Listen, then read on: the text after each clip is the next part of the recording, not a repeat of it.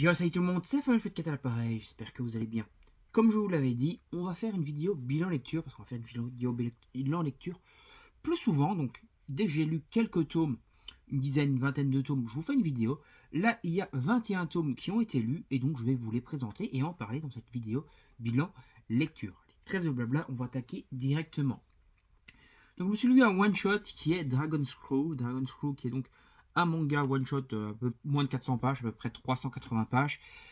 C'est donc basé sur le jeu vidéo Dragon's Crow de Atlus. Et donc c'est un petit mangaka qui n'a pas fait grand chose, qui a fait ce projet de manga Dragon's Crow. Les dessins sont franchement très sympas. On se retrouve dans un lore de monde de fantasy, beaucoup plus poussé entre guillemets que le jeu vidéo en lui-même. Après, donc, j'ai très bien aimé, on va dire, la première partie, on va dire les 200 et des premières pages. Après, j'ai quand même eu pas mal de mal sur la dernière partie parce que on voit en fait que il voulait faire plus et qu'on l'a condensé à vouloir faire un seul volume, un gros volume, mais un seul volume. Et du coup, il a dû un peu bâcler la fin parce que par exemple, il était parti dans un délire où il fallait trouver 9 gemmes qui vont leur permettre de battre le boss final du manga. Et au final, ils peuvent pas vraiment aller chercher les 9 gemmes parce qu'il n'a pas le temps en fait, de les faire vraiment chercher. Du coup, il les trouve, mais par, on va dire, une astuce un petit peu ridicule. Et voilà, c'est un peu con. La fin est vraiment, on va dire, bâclée pour terminer. Et voilà, c'est un peu dommage. Ça aurait mérité de faire au moins 2-3 tomes de cette taille-là. Et ça aurait permis, du coup, de conclure un peu mieux l'histoire, quoi. En tout cas, le manga est sympa. Le lore est sympa. Le côté fantasy est cool. Les monstres sont bien dessinés. Les dessins sont sympas aussi. Voilà, c'est un bon manga. Mais je suis un peu déçu de la fin. Après, je me suis lu Sword Master, The Reincarnate Sword Master, donc chez Mehan. C'est fini en 3 tomes. À la base, c'est un roman. D'ailleurs, on a des petites brides de romans à chaque tome à la fin. Il n'y a que 3 tomes, mais voilà. C'est à peu près 6 pages et 8 pages dans le tome 3. Ensuite, on a donc des dessins qui sont quand même assez stylés. Voilà, je montre quand même d'abord les petits dessins du manga. Et donc pour en revenir donc à l'histoire, on a en fait un épéiste qui a eu beaucoup d'expérience, qui a au moins 60 ans, qui a pendant 50 ans, il s'est bastonné tout le temps, il a appris des techniques d'épée de malade, des techniques magiques et tout. Il crève et il se retrouve réincarné dans le corps d'un petit garçon. Mais il a toujours ses capacités et sa puissance.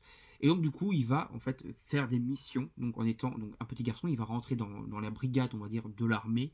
Et puis il va partir faire des missions. Voilà, des missions qui lui sont envoyées, comme c'est un capitaine. Et voilà, et là, en gros, il va avoir une mission qui va être d'escorter, en fait, d'être garde du corps d'une princesse qui est en bonne place pour devenir la prochaine dirigeante du pays et qui est également une épéiste. Donc, il va pour ça se faire passer pour leur professeur d'escrime. Bien sûr, c'est un gamin, donc du coup, les élèves ont un peu de mal d'abord avec lui en se disant, mais c'est un gamin, qu'est-ce que c'est ça, pourquoi c'est notre prof et tout. Du coup, il va devoir leur prouver qu'il est fort à l'épée pour pouvoir les battre, etc. Et il va devoir en même temps que faire son rôle de professeur, devoir protéger donc l'héroïne et également devoir l'entraîner pour qu'elle puisse se protéger elle-même. Et de là, il va devoir combattre donc des assassins qui vont venir, une espèce de guilde d'assassins qui vont venir l'attaquer petit à petit. Il va devoir se battre contre eux et essayer d'avoir l'avantage avec des combats quand même assez épiques, des puissances magiques et à l'épée quand même bien retranscrits. Franchement, un manga bien sympa. Seulement 3 tomes, et un début, un milieu et une fin. Voilà, ça, on voit que ça peut encore aller plus loin, parce qu'à mon avis, le roman va plus loin. Mais l'histoire est bouclée comme ça. C'est, on va dire, une belle mission, une grosse mission. Mais cette mission est conclue. Et c'était très sympa, une bonne petite découverte que je vous invite à faire. C'est chez Mehan. Et comme d'habitude, chez Mehan, les tomes sont pas trop chers. Bon, après, c'est toujours un peu plus compliqué à trouver les tomes en magasin de Mehan. C'est quand même assez chaud parfois à les trouver. Mais dans les bonnes librairies, vous les trouvez, même si parfois c'est un peu plus compliqué, mais vous pouvez toujours demander à votre libraire de les commander. Ou bien tout simplement sur un Store si vous voulez commander du Mehan. Après, on a une très bonne série en 7 volumes qui est donc Beastarius. Alors, Beastarius, c'est une très bonne série. Voilà. L'histoire n'est pas ouf. Je le dis parce qu'en fait, je trouve que l'auteur, donc qui est Masasumi Kakizaki, je vais y arriver à parler Kakizaki, là, ça va être plus simple. Il a des dessins de psychopathe, il dessine comme un dingue, ses dessins sont dingos. Le manga en lui-même, ne faites pas ce que j'ai pas dit, l'histoire est sympa et plaisante à suivre, mais je trouve qu'il y a quelques défauts en fait. C'est en réalité, on va suivre pratiquement à chaque tome un nouveau personnage, et ce nouveau personnage aura donc sa propre histoire, sa propre évolution, même si tout va se goupiller à la fin. Donc c'est quand même plutôt bien fait, c'est quand même bien narré. Mais voilà, il y a certains personnages, j'aurais voulu en voir plus, il y a certains personnages, j'aurais voulu en voir moins, parce qu'ils m'intéressaient un peu moins. Et voilà, je trouve qu'il s'est un peu dispersé en créant tous ces personnages et ces histoires sur ces personnages, et qu'il y aurait eu moyen, entre guillemets, de se prendre un héros principal, bon, le héros du début. Ouais, c'est vraiment lui le héros principal, c'est lui qui va conclure, on va dire, l'histoire. Le prince lui, et que tout le monde vient se greffer, et qu'on suive toujours son aventure à lui, mais que les autres personnages viennent se greffer, et qu'on ait du lore qui se greffe parmi leurs discussions, etc. Mais qu'on n'ait pas spécialement tout qui soit découpé comme ça, parce que je trouve que le découpage est assez chelou, voilà. Mais le manga est vraiment sympa, les dessins, juste pour ça, ça vaut le coup, c'est une masterclass. Bon, c'est dans le tome 1, mais je vais quand même vous montrer quelques planches. Regardez-moi cette masterclass. Les dessins sont vraiment super beaux. Pour encore vous trouver des pages un peu plus belles. Voilà, il y a surtout une très bonne gestion des ombrages et de l'encre, voilà, qui est vraiment excellent. Ça me fait un peu penser au manga, j'ai un trou de mémoire maintenant sur le nom du manga, c'est un manga en 5 tomes aussi, où il y a vraiment beaucoup aussi de gestion du brouillon, on va dire, de l'encre et tout. Alors je reviens plus sur le nom. Si, c'est Fire Force. Fire Force, oui, Fire Force, qui est un... Non, Fire Force, c'est pas ça, c'est ça. Ah, je reviens plus sur le nom du manga. C'est un manga en 5 tomes, avec des combats assez badass, alors qui fait un peu penser à Bleach, mais je reviens plus sur le nom, je suis vraiment une brêle.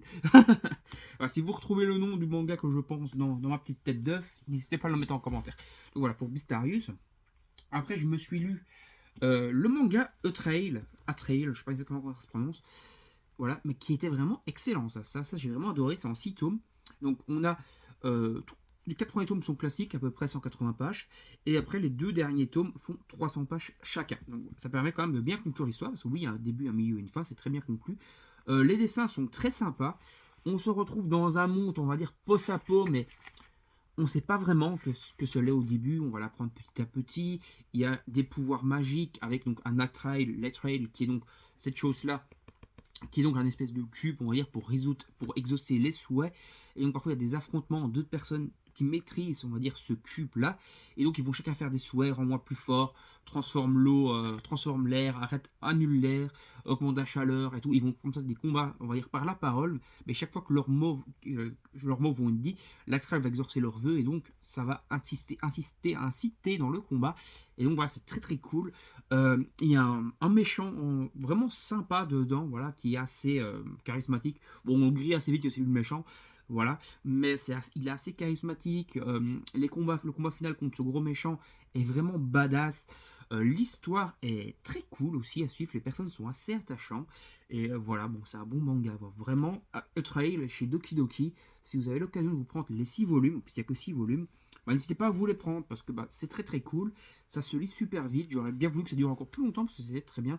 Et en général, quand on veut que ça dure plus longtemps, c'est que c'est très bon. Et voilà, donc A-Trail, une excellente série que je vous invite à découvrir. Il y aura très certainement une review plus tard, hein, certainement plus développée en tout cas dessus, et peut-être une minute, un manga dessus, pourquoi pas, on verra. Donc après, je me suis également lu Adam l'ultime robot, donc série en 4 volumes. Série vraiment très sympa encore une fois. Et l'auteur est assez visionnaire. Donc il faut savoir que le début du manga, enfin le premier tome est sorti en 2016 au Japon. Chez nous, je crois que ça arrivait vers 2020 ou 2019, le premier volume. Et en fait, il était très visionnaire parce que ça se passe en 2045, mais on a en fait les brides d'histoire qui sont racontées, on va dire, qui se sont passées, on va dire, dans notre époque, enfin plutôt de 2016 là, jusqu'à 2045. Et il est assez visionnaire parce qu'il avait réussi à prédire la deuxième guerre froide entre les États-Unis et la Russie, qui est un peu quand même encore d'actualité. Il avait réussi à prédire encore que l'acier, ça allait durer pas mal d'années. Et tout ce genre de choses, il a réussi à prédire. Donc ça, c'est quand même plutôt badass. Et voilà. Donc pour en revenir à l'histoire de Adam l'ultime robot, j'espère juste que ce qu'il a prédit vraiment là-dedans ne va pas arriver, parce que c'est quand même assez trash. Donc en fait, il y a des intelligences artificielles.